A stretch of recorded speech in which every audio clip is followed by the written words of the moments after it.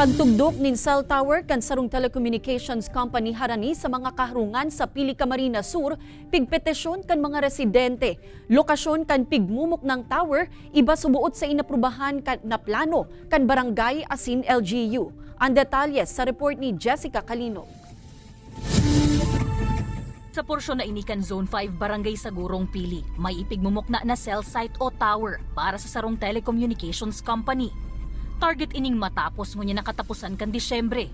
Ang lokasyon kan cell site, di isa na nararayo sa harong nindamay asin iba pang mga residente na sigun sa inda, delikado para sa salud kan mga tao, huli naman sa radiation na idadara kan cell tower. Sarong petisyon na ipapunduan konstruksyon ang pigsumiter kan mga residente sa barangay asin sa lokal na gobyerno kan Pili. Primero, dai po ini nag-agi sa consultation. Dai mi lamang ni aram kung ano ini, mala ta 100% duman sa mga pighagadan mi maning signature, talagang diinin da aram kung ano daan yung pigtutugdok.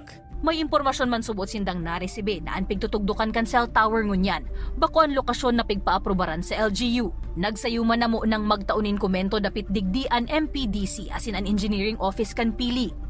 Alagad pigsyerto ninda na nag-agi sa tamang proseso asin compliant sa mga rekisito ang kumpanyang nagpapagibo kan cell tower. Kung babasehan subuot anli, susog sa Anti-Red Tape Act, day nakaipuhan panin resolution hali sa barangay o sangguniang bayan. Pati na nin Radiation Safety Evaluation Report hali sa FDA antes na tawanin permit kan LGU ang construction kan Shared Passive Telecommunications Tower siring kan pigigibo sa Sagurong. Katakod ini kan kamawotan kan gobyerno na maparikas ang pagkonstruhir nin cell site sa nasyon nganing mas magrikas man ang komunikasyon urug na kan magpandemya. Pagabot man sa lokasyon kan cell site, basta laog subuot sa lote na pig-aprobaran sa ginibong zoning kan MPDC, pwede man ilipat nin pwesto ang proyekto, suway sa nasa plano, basta dai makaluwas sa pig-aprobahang lote.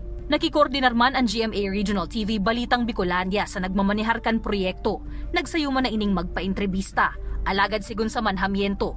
Mayo man sindang binago sa plano kan cell site construction. Igwa sindang building permit asin barangay permit, pati na iba pang rekisito para sa proyekto.